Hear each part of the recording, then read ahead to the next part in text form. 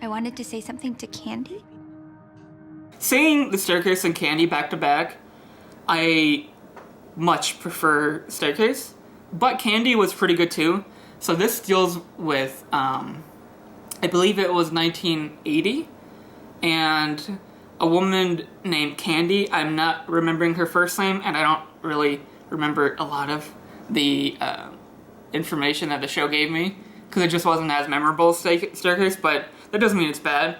But a woman living in a small city in Texas, which is pretty close to where I used to live, she murdered her neighbor, or I guess neighbor-ish, because I don't think they were living on the same block, but they knew each other. She murdered her friend, quotations friend, in broad daylight. I guess in the house, but like in the beginning of the day, around like 10 a.m. And it was about the discovery of the body, and it was about how Candy got away with it, because there's not really a question as to Candy killed her, because it kind of begins with that.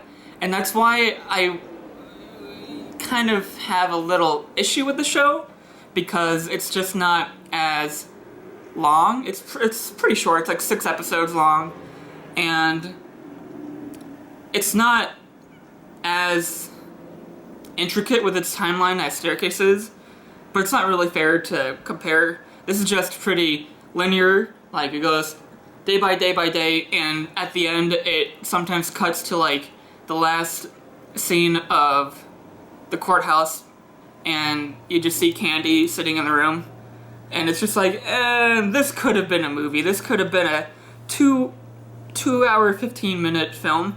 I think would have been more entertaining, to be honest.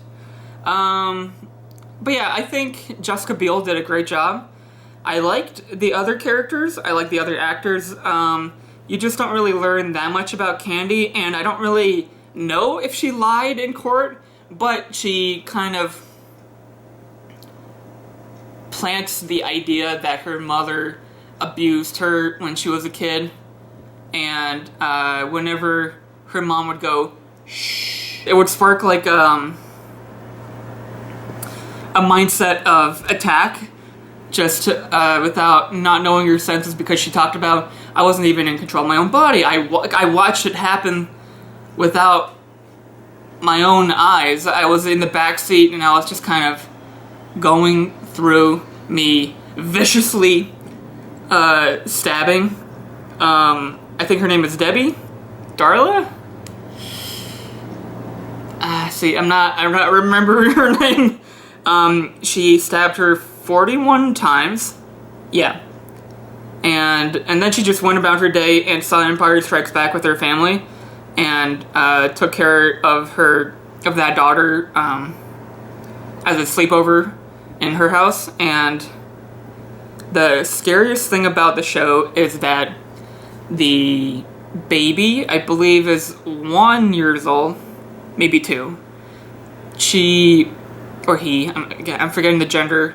The baby was left alone in the crib all day, crying. Which is a scary thought that it happened to. It kind of reminds me of the disturbing moment in Under the Skin. Amazing movie, but there's a moment where, there's a scene where a child is in the middle of the beach, and it could drown, and it's just a disturbing image to look at because of the implications. So yeah, that affected me, but not as much as the rest of the show. I think it's a little vanilla. I think it's a little tame for what it is. I'm not expecting like big action. I'm not expecting big arguments. I'm just kind of expecting interesting development, and what I got was a standard show about housewives, I guess. But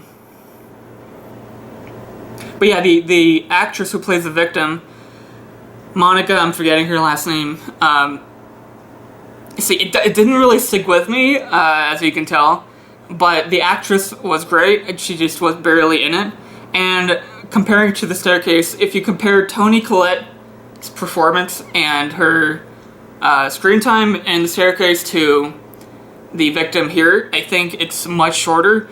Again, it's a shorter show, but she doesn't really get much to do except complain, call her husband, worry about her husband, and kind of going through the motions of, oh, I want to adopt a child, to, nah, let's let him go. It's a little sad to watch, honestly, and just not that entertaining. But she did a great job for what she had to do when she was in it. I saw her in Yellow Jackets, and that was fantastic. I love Yellow Jackets. I think she's the best character in that show, honestly. But yeah, Candy was fine. The courtroom stuff wasn't that interesting. There's a moment by the end where Candy is talking about the trauma and how she was affected by everything. And you see the victim in the middle of the courtroom and saying, oh, that's just your side of the story. And kind of disagreeing with her. And I didn't really understand that because obviously she's dead. But what I didn't really get was that Candy was imagining her, but why would she be disagreeing in her own mind? Because she knew what she was doing was wrong, and then she wouldn't believe her own lie. So it just kind of felt a little tonally inconsistent to me. Candy's husband is fine. I've seen that actor before, and he didn't really get much to do, honestly.